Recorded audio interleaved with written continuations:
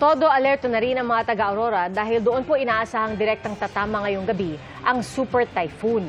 At mula sa Baler, Aurora, nakatutok live si Ian Cruz. Ian? Pia, ngayon nga ay nagsisimula na ang napakalakas sa pag-ulan dito sa Aurora at ngayong gabi nga inaasahan ng landfall ng super bagyong Uwan dito. Malakas na storm surge na may kasamang high tide at malakas sa pag-ulan ang inaasahang magpapasidhiraw sa sitwasyon. Maaga pa lang, naglalaki ang alon ng naranasan sa Sitio Ampere sa Dipakulaw, Aurora mula Pacific Ocean. Sumampa na sa National Road ang tubig na may kasama pang bato. Sarado na po itong Sitio Ampere, itong National Road dahil nga po napakalalakas ng mga alon dito kahit po yung mga bato ay tinatangay dito sa kanilang National Highway. Kaya po isolated na ngayon yung papunta ng bayan ng Casigura dahil ito lamang po ang tanging daan papunta doon. Ang mga taga-Philippine Coast Guard ang naglikas sa mga residente. Sa Sabang Beach sa Baler, malalaki rin ang alon na humahampas sa seawall. Yan o, Jay, ang laki yung kasunod. Ako! Ang laki! Dambuhala ang mga alon sa dagat sa Baler. Kuha ito pasado tanghali kanina. Sa Sitio Cemento sa Barangay Zambali, isang lalaki ang nasaktan nang mahulog mula sa itinataling bubong. Natali ako ng bubong, nadulas, basa na yung bubong. Nagpatupad ng forced evacuation sa kasagsagan ng paglaki ng alon sa coastal areas. Nagbahay-bahay na ang mga pulis. Ay para po safety daw po ng mga tao. Yung alon daw po ay malaki daw po yung storm surge. Ito pag naka-evacuate na yung mga tao dito, evacuated areas na ito, lalagyan namin ng tao ito para ma-secure din yung mga properties ng mga kababayan natin na lumikas. Mahigit 700 na pamilya na ang inisyal na naitalang lumikas mula sa mga critical area.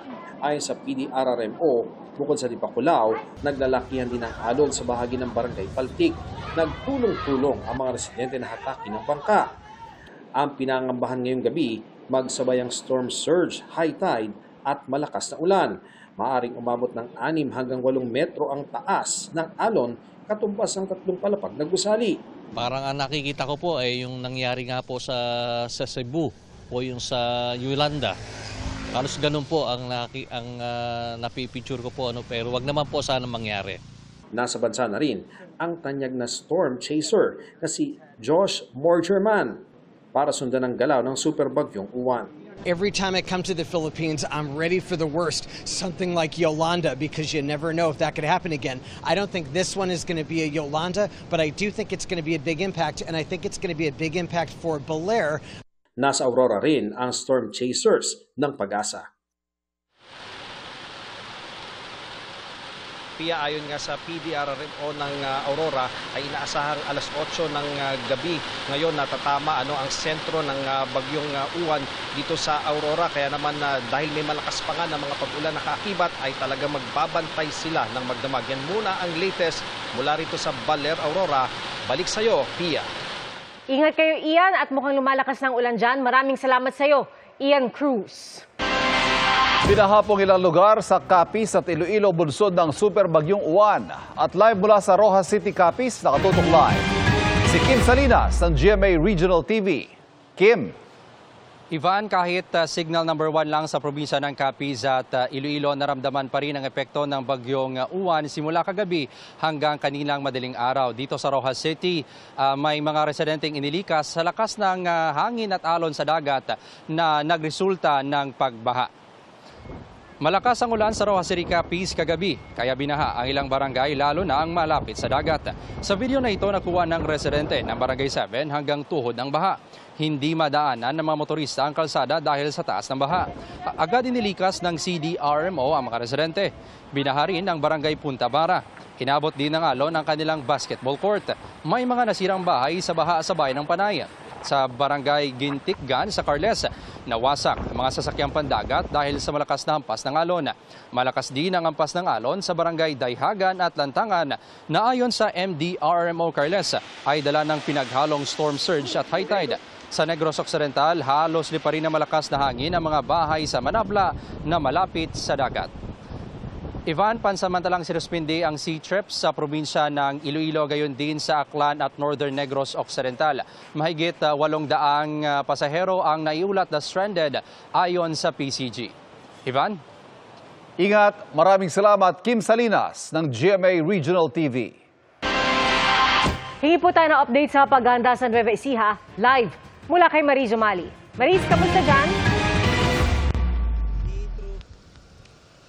Pia, narito ako ngayon sa malapit sa Valdefuente Bridge. Ayan, makikita ninyo sa aking likuran dito sa Cabanatuan, Nueva Ecija, kung saan matatanaw o di kaya ay maaaninag itong Pampanga River na isa sa 4 na ilog dito sa Nueva Ecija na masusing binabantayan ng lokal na pamahalaan dahil sa posibleng pag-apaw ng tubig rito kasunod nga ng pananalasa ng Super Typhoon Uwan. Sa ngayon ay tumila yung malakas na ulan pero napakalakas ng hangin at isinailalim na nga sa signal number 4 ang buong lalawigan ng Nueva Ecija.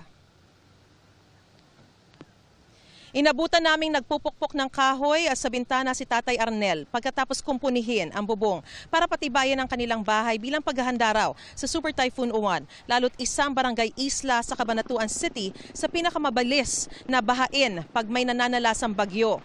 Noong nakaraang bagyong Lando, umabot daw ng hanggang 10 talampakan ng taas ng baha.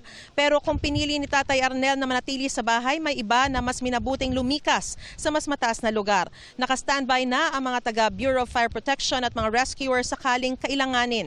Nakaposisyon na rin ang mga heavy equipment sa hazard-prone areas. Nagsagawa na rin ang preemptive evacuation ang mga lokal na pamahalaan, lalo na sa mga barangay malapit sa mga ilog at creek para maiwasan nga yung mga insidente ng pagkalunod. Samantala, Pia, sinasabi ng PDRRMO na posibleng bandang alas 8 hanggang hating gabi mamaya mananalasa yung Super Typhoon Uwan dito sa Nueva Ecija kung saan mararanasan yung intense to torrential rains. At nagpaalala ang PDRRMO sa lahat ng mga residente na nakatira lalo na malapit sa may ilog na sundin ang mga abiso ng lokal na pamahalaan at gayon din ay agad na lumikas kung kinakailangan. At yan ang pinakasariwang balita mula pa rin dito sa Nueva Ecija. Balik sa iyo, Pia.